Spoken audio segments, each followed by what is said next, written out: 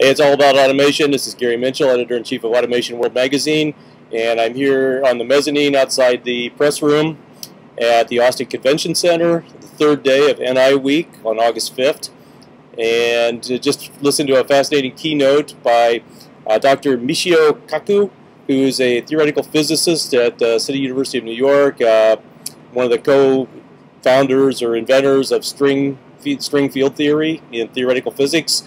Has some BBC shows and Discovery Channel shows, and is quite an entertainer, and gave quite an inspiring keynote to wrap up the keynote sessions of this week's NI Week. And this is always also Student Day, and a couple of really great student presentations.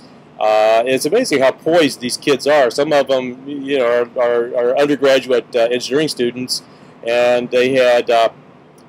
Actually, they had three things going on. I forgot about the one. One was an electric car. A team of students developed an electric car and drove it from Austin to, well, no, somewhere else, Vancouver, maybe to Austin or something like that.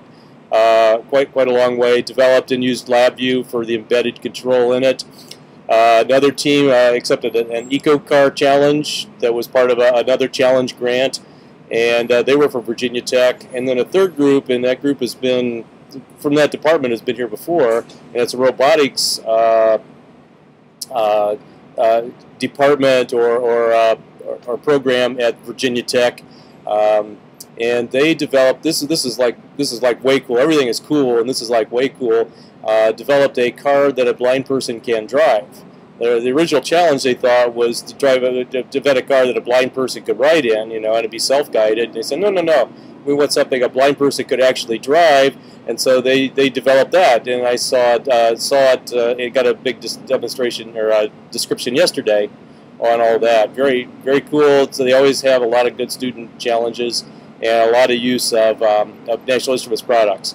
Dr. James Truchard, Dr. T, gave the keynote on the first day as usual, and he talked about innovation. Did some comparisons with Edison, how Edison developed a methodology for innovation, and certainly National Instruments does that. And they're always pushing the envelope. So day one is, after Dr. T's address, is always a lot of new products. A lot of it this year is in radio frequency stuff and just pushing the envelope in data acquisition.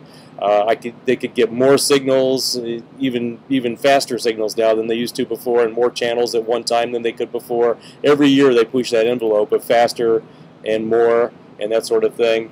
Following along Moore's Law, since I hit the word more, and Dr. T says Moore's Law is the wind behind our coats as it pushes them along, and they work on following that trail for very faster and faster PC-based data acquisition and analysis.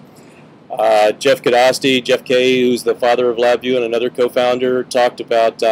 He always gives an esoteric kind of computer science talk on the second day after they do a lot of advanced products that they're looking at and technologies on time. And if you're a programmer, you think about commands you have in programming time, and there really aren't a lot of them.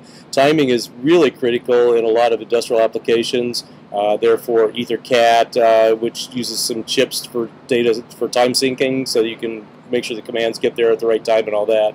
And so that's a problem that he's pondering as they develop future editions of LabVIEW to try to add more. How do we get time so we can program time and make sure timing all works well?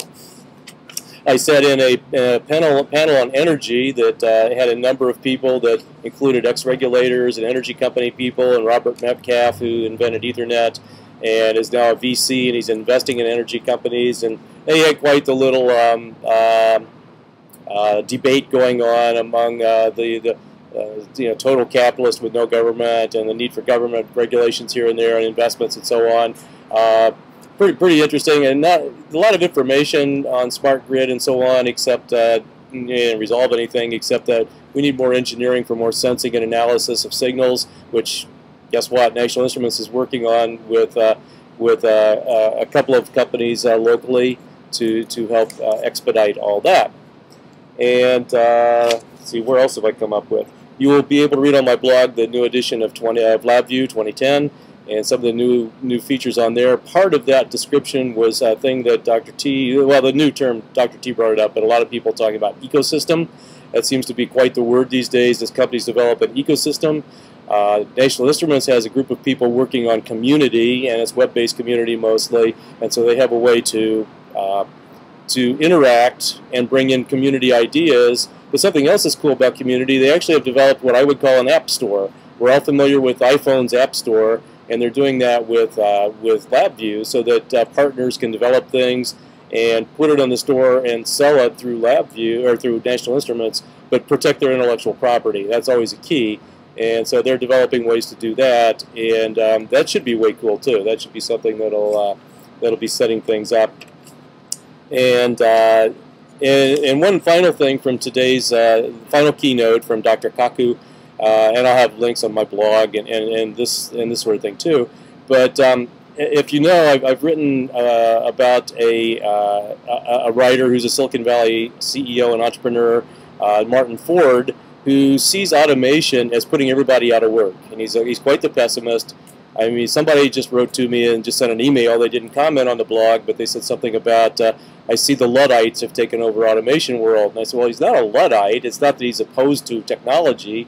What he is, he's a pessimist. And he says, as we develop this technology, we put people out of work because we can automate everything.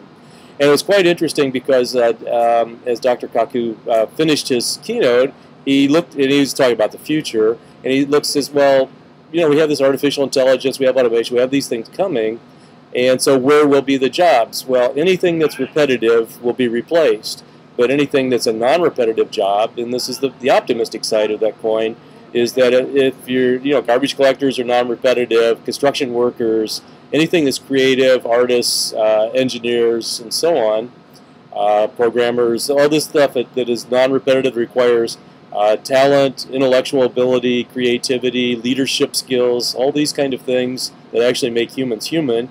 I've met very few humans in my life that don't want to create one way or another.